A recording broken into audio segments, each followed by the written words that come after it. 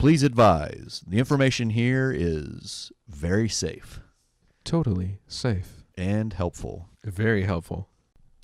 Welcome to the HotnCole podcast. Where it's all meat and no mashed potatoes. I should mention, we're already recording. Why don't y'all come on down here? We're going to show you something. It morphed into actual English. It's primitive, and you can use primitive language to understand this person. Yeah. Yeah.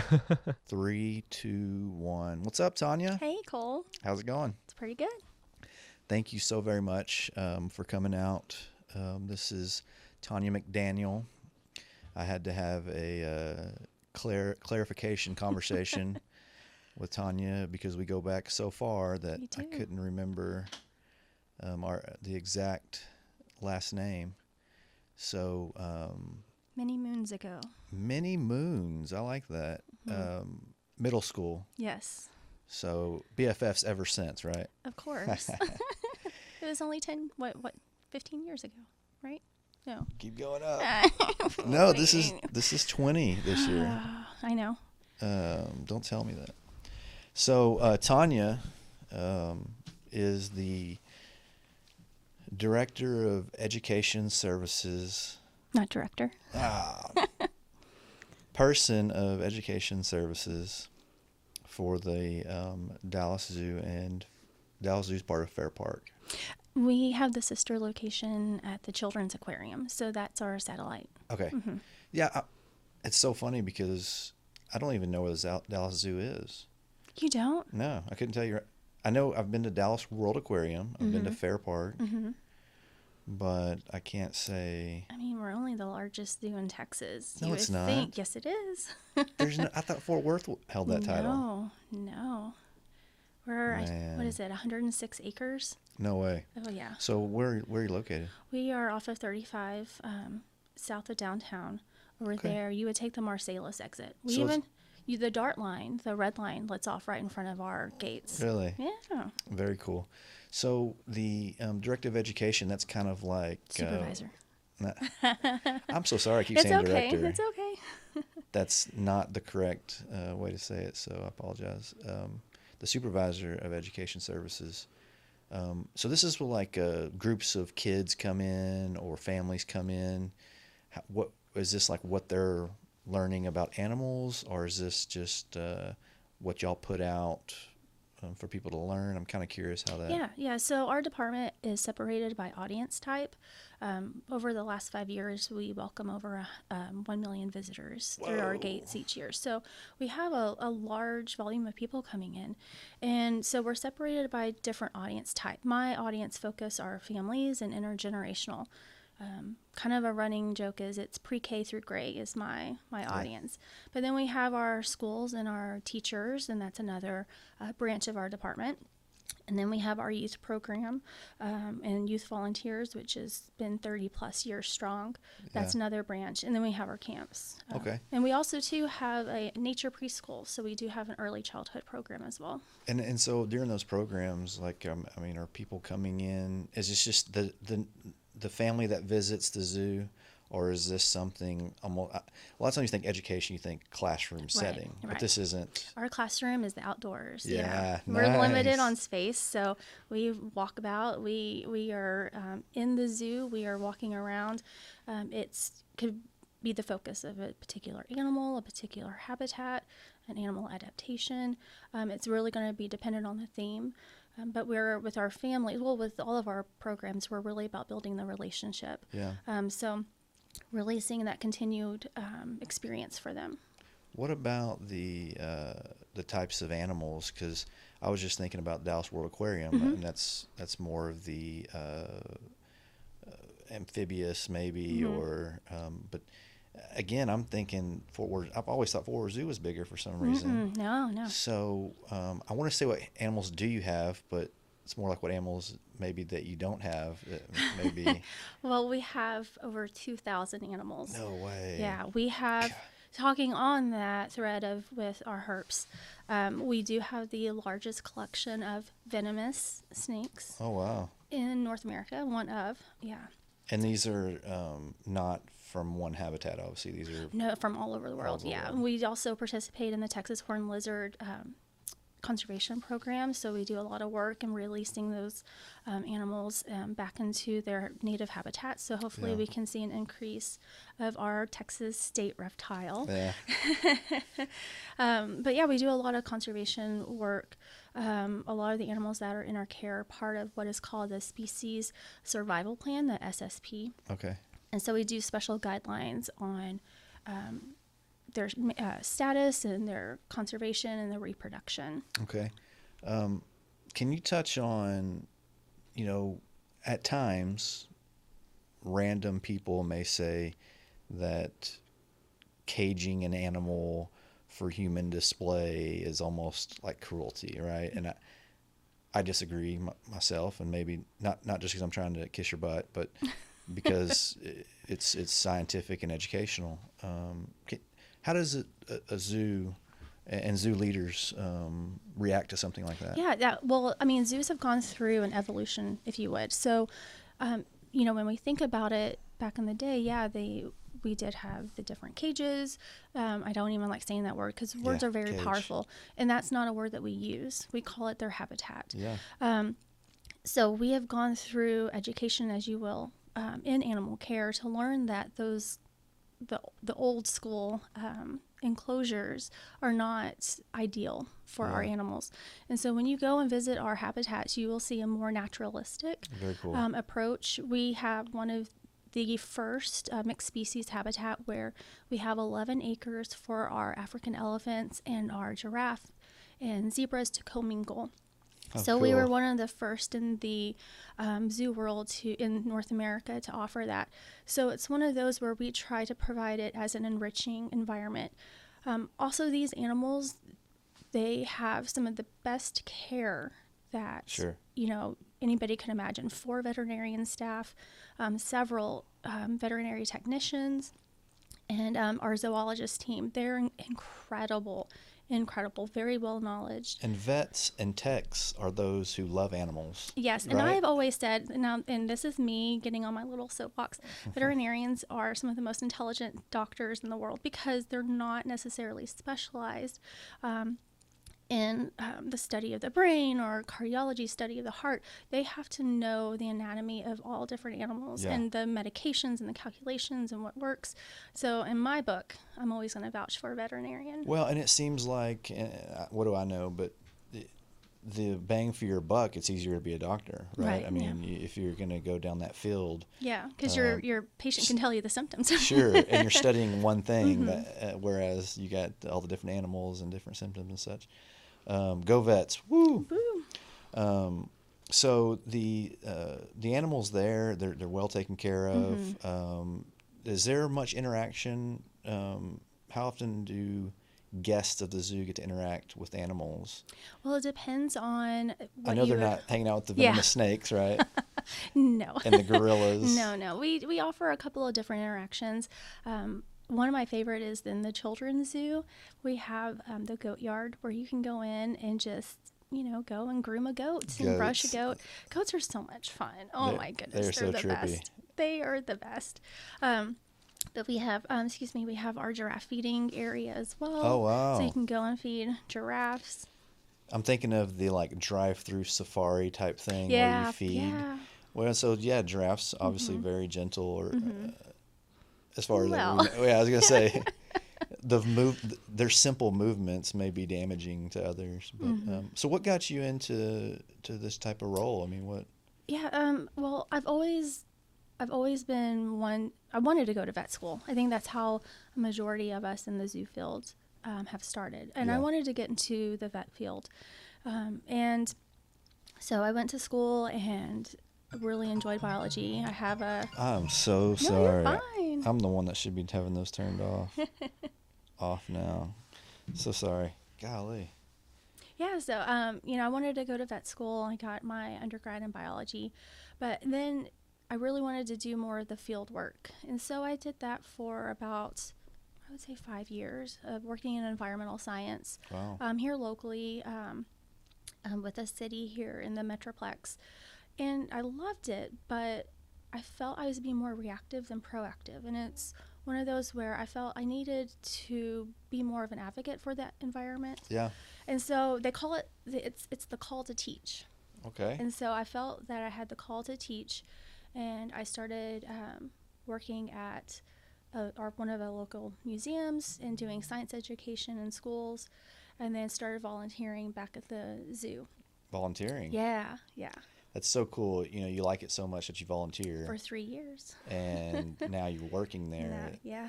You can't say you don't like at least the field No. when you're giving your hours for free. That's pretty cool. Yeah. And you're well educated on all this. You've gotten what is your bachelor's, if it's bachelor's, and where'd you get that from? I went to UTA here locally. Go yeah. Mavs. Go Mavs. I did biology. Okay, degree in biology. Very cool. BS in biology, and it was a heavy focus on environmental science because it was kind of on the cusp of you could do a dual credit and roll into a master's. By chance, did you take environmental science in high school? With Miss Ferguson. Yeah. I was going to say she was my inspiration when you Nice. asked me who. Nice. She was my total inspiration because, for one, not just for the field I'm in, but for her type of education. Did you take it too? Oh, in the class? absolutely. How do I not remember this? That's how because it was the one 20 years ago. yeah, it was. My favorite thing about it was I learned to compost. Yes. I compost still Yes. today Yes. because of that class. That was my favorite thing. Do you know? Well, yeah, I'm pretty sure that we were in the same class now that I think about it. It was the second trimester. She took us We out went of the to- classroom. Yeah, we went to daily we had the compost pile. Yeah, we had the compost. But we went to Dallas World Aquarium, and we went to I remember Spaghetti Warehouse. Maybe that was the same. Yeah, we walked. Yeah, that was our lunch after the World Aquarium. Don't let me forget, if I haven't got rid of it at my desk, I've got a few pictures from that trip. Oh my gosh. I may have taken them home, but I'll check to make sure. Oh, that's frightening. We went to the landfill. Oh, The yes. landfill. Yeah, and then landfill, and then the Trinity River Authority (TRA). Yeah. The water treatment plant. Can I say, in my recent endeavors, through my involvement with the city, I've gone back to those two that you just mentioned, and it's just interesting. One, seeing other people see it for the first time, and going, "Oh, I saw this when I was 17 years old." Yeah. So here's some folks that I'm with that are 40s and 50s, and this was, say, 10 years ago, that are seeing that for the first time. And it kind of made me grasp how important it was. And just to simply know that, not that I was the TRE expert or the landfill expert, but to know that, man, this is not just dump your trash and fill it with dirt. Yeah. This is a legitimate operation. It is. Hands down. So Miss Ferguson was Yeah, your and see, that was a thing I remember. So I worked for the city of Denton for 5 years. Okay. I was a watershed scientist. Well, wow, good. And when I worked there, I would have to go to our wastewater treatment plant and our landfill. And I remember thinking, gosh, if Miss Ferguson could see me now, Yeah. I've come full circle, that was my office. She was definitely committed. Yes. She loved her craft, and she practiced what she preached. And I remember we'd always have a little fun with her because she was so just into it. But Yes. that's what you got to be, and that's You the way the do. best teachers are. Exactly. And I don't know how much we appreciate it then, but obviously now, everything she's taught me has been instilled in me, and especially if I would have dove into it. I mean, that was just a simple, this is what I have to learn to get the grade to pass. Right. Imagine if I would have been like die hard and got into it. I'd be working with you at the Dallas Zoo. Yeah. It's funny how, for me anyway, and obviously it's different people, but I could care less then. And even then going to college, it was still like, what do I got to do to get done with this? About 3 or 4 years ago, I went back to college, just really to learn Spanish. But like I was sitting front row. I went home and I studied like every little detail of the book. It was like freshman psychology class, just to kind of go back. And I had so much fun with it. It's why is why couldn't I have done that then? Too cool for Yeah. school, I guess. You know. But it shows the power of lifelong learning, and Yeah. that's exactly what I do. I Yeah. mean, with our families, it's definitely lifelong learning, and especially with our special population programs that we do. So we have a partnership with the Alzheimer's Association, the Dallas and Northeast Oh, Texas wow. chapter. And so with this partnership, we get to work with early stage dementia Okay. and their caregivers. And so that is a great opportunity for us to really expand that continued learning for the caregivers, but also to give some respite. Yeah. So the idea of someone with dementia or Alzheimer's forgetting things and not knowing things, but it's kind of hard to forget an animal or just green grass and dirt, right?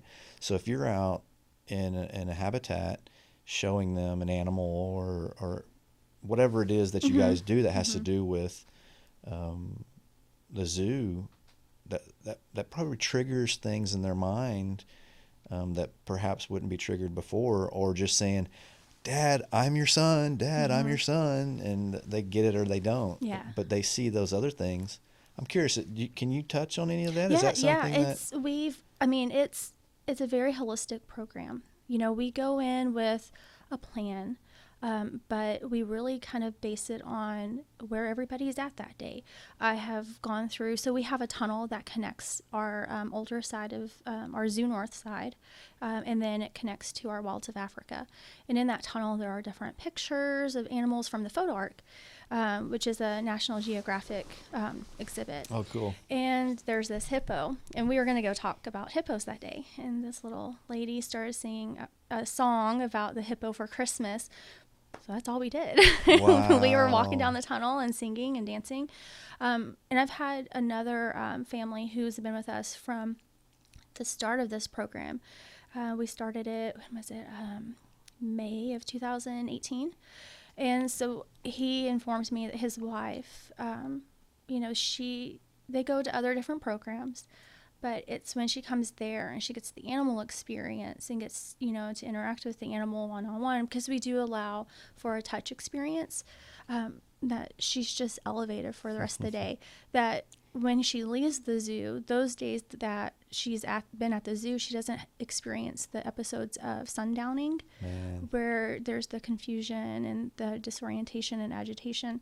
So it really speaks volume to the power of nature and the power of animals. It's just an amazing experience. The familiarity, the natural element, there's so much there. Immediately when you said that, I could see how that would click with some of those patients. We had a military vet on who's hiking for veteran suicide awareness. And so the hiking for veteran suicide awareness itself is pretty cool, but the hiking they're doing is only the veterans. They go out as a group of veterans, and being outside alone in those hikes gives them a sense of relief and anxiety from that traumatic stress they experience.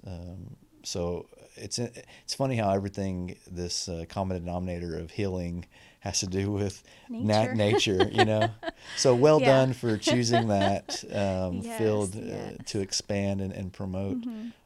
Okay, so you got your biology. At you went UTA. on. And then I took a few years to really figure out, as we all do, what is it that I want to do for my master's to be specialized in. And I found this great program. It was at Oregon State, and I was able to get an MS in science education, but it wasn't for the K through 12, because I've never envisioned myself in four walls. Yeah, I was gonna say, so teacher, it's okay. that Miss Ferguson inspiration in me. And it's called free choice learning. So that's for everything from zoos, aquariums, nature centers, museums, and then I got a minor in wildlife and fishery management. Okay, you might have to repeat some of that for me. So you, the K through 12 is something you did not do. No. Okay. No. Yeah. But instead it was free choice learning. Free choice learning. Okay. That's what I want. Yeah. So with free choice learning, could you also educate?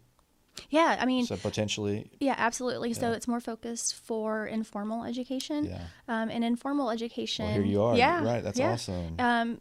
In my mentors, John Falk and Lynn Durking, they were the doctors of the program. Their studies, show that 95% of our life is free choice learning. Okay. So if you were Yeah. to look at an individual during their lifespan from kindergarten through 12th grade, that's only 5% of their life that is in education. Yeah. How When about you that? think of a formal classroom setting. And so what are we doing with the 95%? And so looking at something as simple as you and me talking is Yeah. a form of information, of education, 100%. and information on the internet. And Well, learning to speak. How about that? I yeah, mean, a yeah, new some of that's done. language. Yeah. Some of that's done in school or amongst your friends and others and learning the English language, but practicing every day at home and Yeah. uh, Yeah, your after school clubs, yeah. are definitely part of that free choice learning informal environment. And that was in Oregon State. That was Oregon State. It was online, but Okay, I was about to say, did you? Oh, I did. We would go. We call it our annual migration Yeah. to get out of Texas because I just love the rain in the mountains. Yeah. John Muir. So you Mountains were are calling. you were able to go? I would visit, Yeah. even though I did it online. So we would go up there and visit. Yeah. But and nothing really of need school based. No. But just to say, just because you're in Oregon, No. nice. All internal. My brother is in the Air Force, and he was in Manhattan Beach, LA, and he moved to Ohio. So we started. I flew to Manhattan, or LA, and drove north to Washington, Oregon, then over and down and across. So anyway, we spent some time, about a week, in the Northern California. So it would then have been Oregon, then Washington. Yeah, going north, and that was so cool. Just a Yes. different environment altogether. It was the cascading falls, or there was it was off the highway just barely, but there's like 5 stops to where it was all highways. Some of them were right on the highway, and some of you had to walk 3 or 4 miles. Man, it was just so beautiful. It's the up best there. hiking up there. I love it. And it's as beautiful of places as there are. What's cool about that is how a lot of that water is melted glacier water. So I mean, this is like the purest water you can get, and it was freezing cold. We jumped in it one time, and it was such a cool experience. So glad you got to go, Yes. and do that. So what I noticed in there was the fishery and wildlife management. So I'm a big fan as a hunter. Our dues, our pay, it goes to Texas Parks and Wildlife, Right. and we also get regular conversations with game wardens of the such. You start to learn this pretty interesting setup they have, and I'm not. This isn't an argument for people that are anti-hunting type thing, but you realize that like one, a lot of that is funded by hunting fees, and two, it's some of the most people who love the outdoors, people who love animals, period, wild animals, the state of Texas as much. So that minor through a master's, what is the because you've got a degree majoring in biology, you got a master's in the Science education. So is the minor back So included with the regular bachelor's degree? How does that it would work? it's included with the master's. Yeah. So as far as elective work went, Okay, that all makes of sense. it, now. and a lot of it was based off of the watershed science. So Yeah, I'd okay. already had that background, so I may have taken it again. Yeah, well, shoot, man. for my graduate studies, but also I didn't get certified as an interpretive guide through my graduate work, but I learned how to do like the signage and the displays Okay. for like the parks and for exhibits. Very So cool. learning how to Well, that lines portray up- that information That and that lines content. up with Dallas Zoo. So would that minor, and I'm not it's not you specifically, but in generally allow you to do work for a place like Parks and Wildlife? Oh yeah, absolutely. And that lines up with what you're doing. That's always been something I thought was pretty cool, especially being a lover of Texas. You know how we are proud in Texas with all the state parks and national parks we have here. It's a beautiful, I think that would be the ultimate, I'm going to say retirement, but like to be able to work a state property as a guide, or just somebody to just like be there and make sure a camp guy that fixes the water or electricity at the camp type deal. Yeah. Well, how long have you been at Dallas Zoo? Including my volunteer work. Oh, let's see. Gosh, I'm trying. About 8 years now. 8 years. Wow. Okay. Now you do learning as well. What my point is, like, is this ongoing in the sense that, like, because one, things are changing, we're learning more about the animals all the time.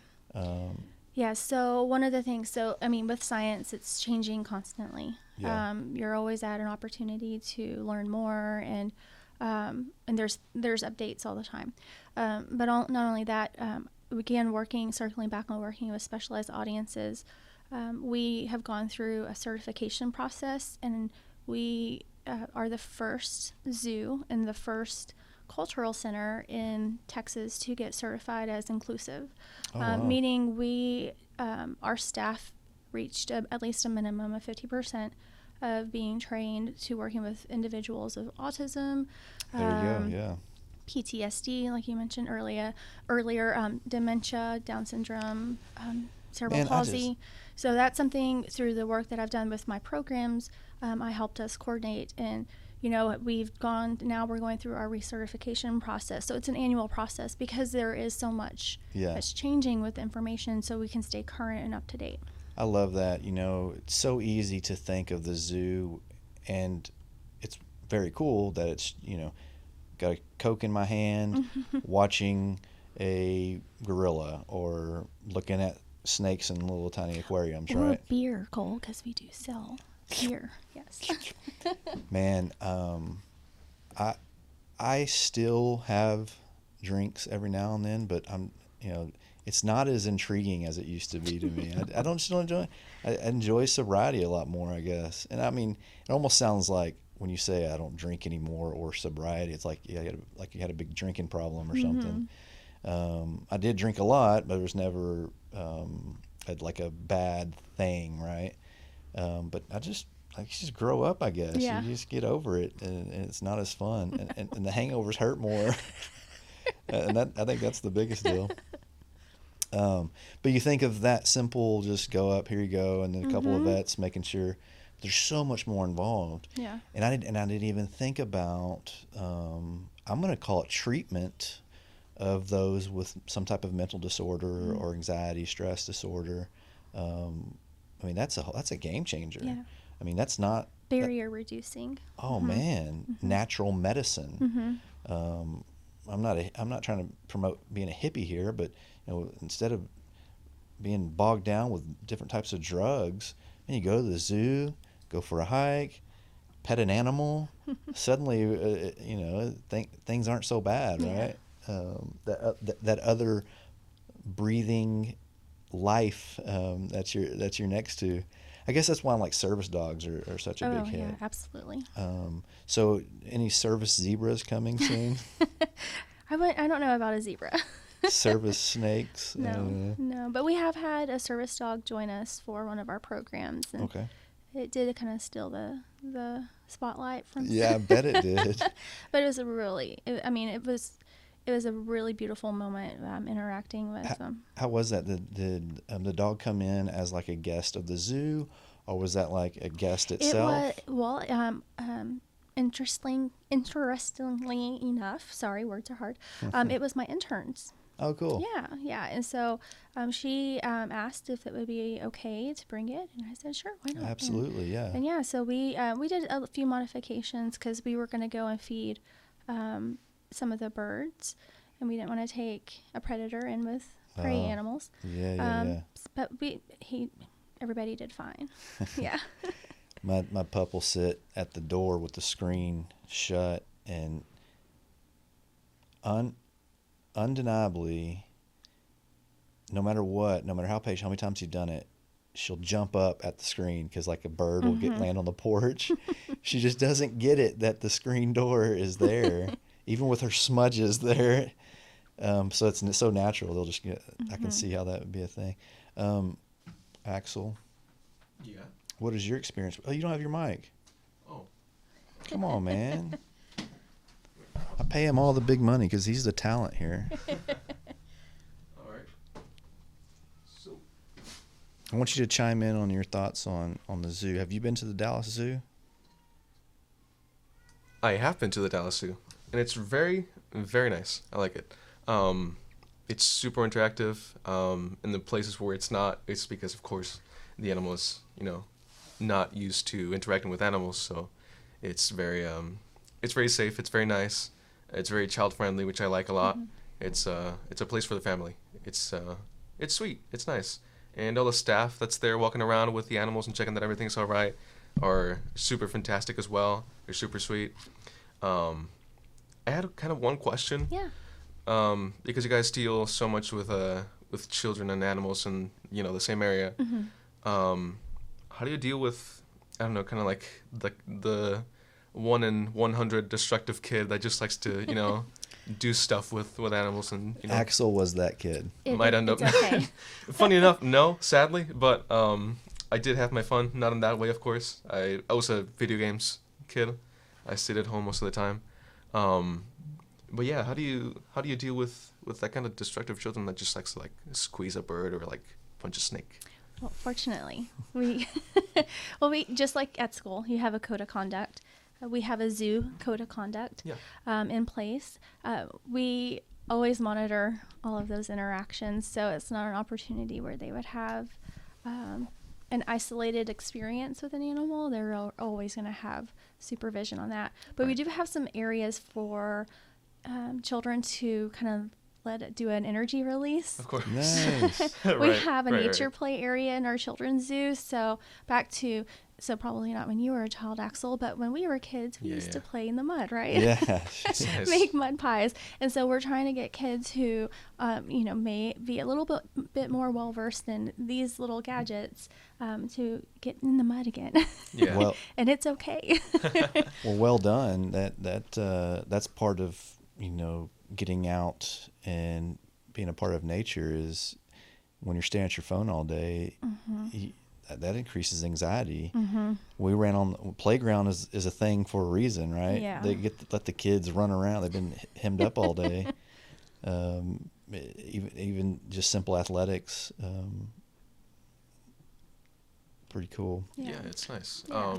I was looking at your website for the Dallas Zoo over here, and I wanted to touch on the topic of adopting an animal. Yeah. What's that for? Well, I'm not as well versed in the animal adoptions. Oh, gotcha. But it's a funding opportunity. We are a nonprofit. Okay. Can I adopt a lion?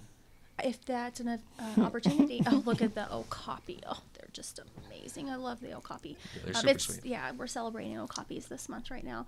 But it gives an opportunity to help with that conservation focus. So as a nonprofit, but we are also working with various different conservation partners all over the globe. Yeah. And so we really rely on those It seems opportunities to help our partners that are working hands-on with that conservation action in the animal native regions. That's sweet. It seems like just looking at that you buy or you adopt an animal that's there at the zoo. It's not a take home. So I can adopt a lion. I just can't take him home. You wouldn't want to do that. That's no fun. You can adopt a hippo. I'm doing that. Yes. Oh my goodness, those floating little sweet potatoes. Oh, I love them. Oh. I'm telling you, that's not a horrible idea. It kind of gives you a reason, gives you a little ownership. I'd like to look into that. And it's definitely part of that relationship building because then you take, that is in a sense your animal. Your animal. Your not responsibility, but when you go and see them, you have that rapport and that relationship. And again, it's all about building relationships. Adopt a hippo. A Donna, yes. Which the hippopotamus whose name, means father's daughter in the Nigerian Igbo language, man, I want a hippo. I'm learning something new. I want to adopt a hippo now, man. Can you name the hippo if you adopt it? Ooh, No. Aw. Not. She's already been named. no more axles. Well, an fold.